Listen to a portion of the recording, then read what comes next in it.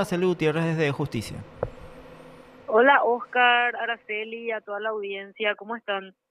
Todo bien, doctora, muchas gracias por contestarnos. Queríamos saber, porque el día de hoy me encontré con ustedes en tribunales y me comentabas que estabas apelando justamente esta sentencia y querríamos conocer justamente los fundamentos de esta apelación, si se podría.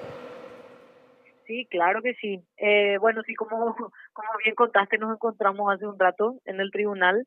Eh, bueno, básicamente nosotros, en primer lugar, sostenemos y vamos a seguir sosteniendo la falta de tipicidad en la conducta que le atribuyen a Juan Sebastián Coronel por esta cuestión de que el reglamento que tenía que integrar la norma del artículo 198 del Código Penal de la emisión de ruidos, ese reglamento que tenía que haber fijado los niveles de sonidos mínimos y máximos permitidos y prohibidos en la ciudad no estaba vigente a nuestro criterio y también a criterio de la doctora Yolanda Portillo, que ella votó por hacer lugar a nuestro pedido en ese sentido. Y por tanto, al no existir este reglamento o no estar vigente, es imposible integrar a una norma penal. Entonces, correspondía la absolución desde ese punto de vista y seguimos posicionando el mismo tema, ¿verdad? Porque en la sentencia de vuelta hay el voto en mayoría del tribunal fue por la vigencia del reglamento, pero, y acá viene ya un segundo fundamento, el no suficientemente fundado, inclusive jurídicamente, porque ellos, para darle validez a ese reglamento, mencionan inclusive de manera muy genérica, sin identificar ningún artículo en específico, mencionan a la ley orgánica municipal, donde habla en palabras del tribunal, ¿verdad? Donde dice que las municipalidades tienen atribuciones para dictar reglamentos y en todo lo que respecta a cuestiones acústicas, a otorgar permisos, pero en realidad no estábamos hablando acá de falta o no de permisos, sino estábamos hablando de algo muy concreto, ¿verdad? Estábamos hablando de escala de niveles de sonido permitidos y prohibidos, nada más. Entonces, por ese lado también, además de que la conducta no era típica para nosotros, tampoco hay una fundamentación muy pormenorizada jurídicamente como para darle validez a ese reglamento, la famosa ordenanza 183 del año 2004. Por otro lado, otra de las cuestiones que señalamos en la apelación, tanto desde el acta de imputación, luego en la acusación formulada por el Ministerio Público, se hacía mención muy genérica, sin, sin detallar exactamente en qué consistió la conducta de Sebastián Coronel. Sencillamente se repite la frase imputación, acusación y posteriormente en la sentencia se vuelve a repetir la frase Juan Sebastián Coronel dispuso todos los fines de semana la emisión de ruidos en el Centro Cultural y Popular La Chispa. Entonces fue luego objeto de debate en juicio eh, cómo dispuso, a quién le dispuso, de qué forma, porque exactamente pues se tiene que describir la conducta, ¿verdad? ¿A qué hora, de qué manera? Estamos hablando finalmente de dos fechas que fueron las que el tribunal consideró probadas, las del 21 de abril del 2024 y el 1 de mayo de 2024. Entonces, ¿qué fue lo que hizo Sebastián Coronel en esos 2 días? Y si es que él dispuso la emisión, ¿a quién, verdad? Digamos, ¿a quién le ordenó? ¿Quién finalmente operó las máquinas? Y porque esa persona no está aquí. Eso ya habíamos discutido en el marco de las audiencias del juicio oral y público y no se, en ningún momento se aportó mayores detalles sobre eso, ni con la declaración de los testigos, ni tampoco el Ministerio Público arrojó más detalles sobre su hipótesis, y finalmente el tribunal en mayoría termina recogiendo a sí mismo esa expresión de Juan Sebastián dispuso todos los fines de semana sin sin realizar el relato circunstanciado que exige el Código Procesal Penal. Entonces ese es otro de los argumentos que sostenemos, ¿verdad? Por los cuales la sentencia está viciada. Y bueno, hemos hecho la presentación el, el día de hoy. Vamos a ver si el tiene que correr traslado al Ministerio Público y vamos a estar expectantes de la contestación del Ministerio Público para que esto pueda elevarse a la Cámara y la discusión pueda continuar allí.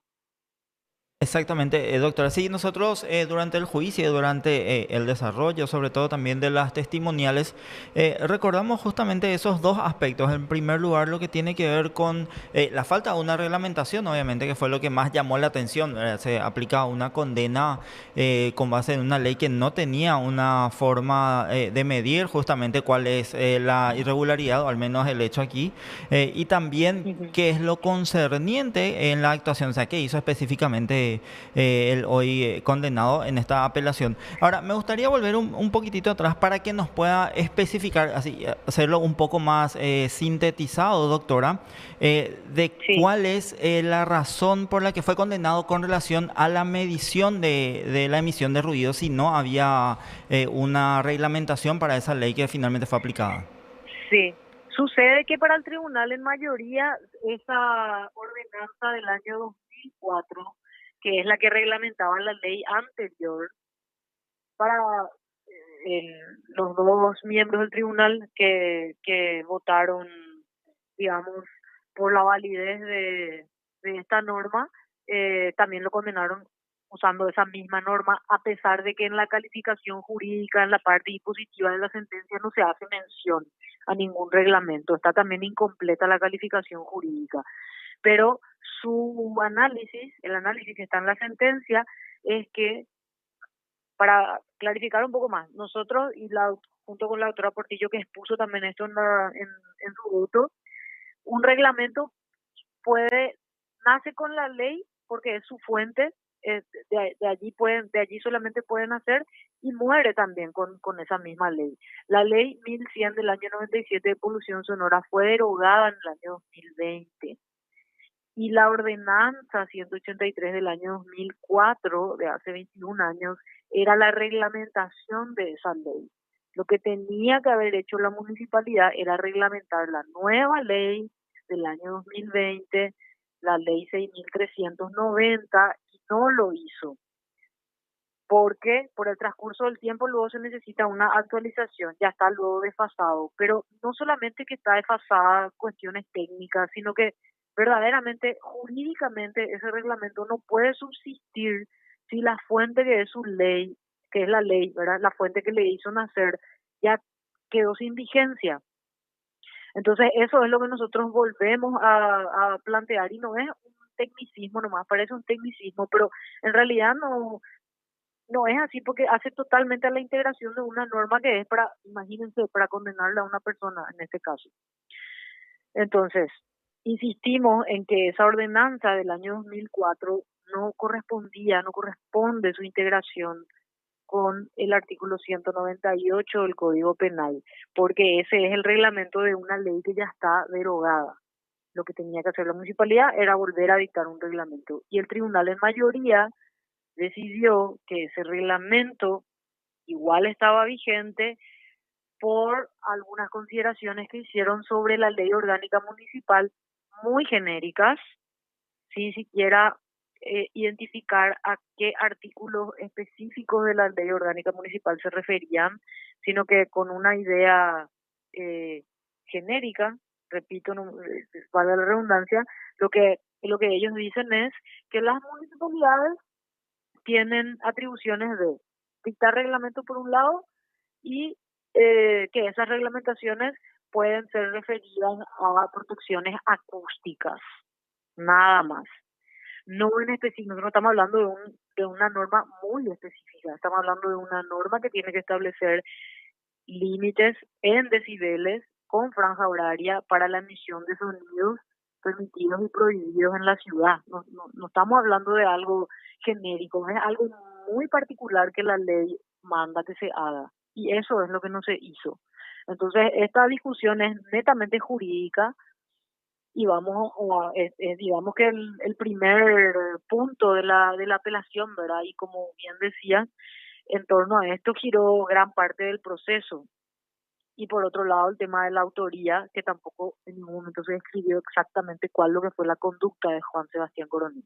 Exactamente, doctora, y nosotros vamos a estar atentos entonces a cuando esto vaya a la Cámara, teniendo en cuenta que estamos hablando de que finalmente lo condenan también a 9 meses en un juicio que duró varias jornadas y que, Sí, como habíamos hablado en anterioridad, usted, si bien no le acompañó en la etapa de garantías, se negaron a darle también una salida en garantías, entonces finalmente esto queda como eh, todo un trabajo que finalmente fue para darle esta condena que, como ustedes mencionan, ya era con una ley derogada. Nosotros, doctora, te agradecemos muchísimo el contacto y cualquier cosa estamos a las órdenes. dale, yo le agradezco a ustedes por la cobertura. Muchísimas gracias, doctora. Sí, estábamos entonces con la doctora Emilia Jugovic, quien representa la defensa de Juan Sebastián Coronel, responsable del Centro Cultural La Chispa. Bueno, dándonos datos de la apelación que yo insisto.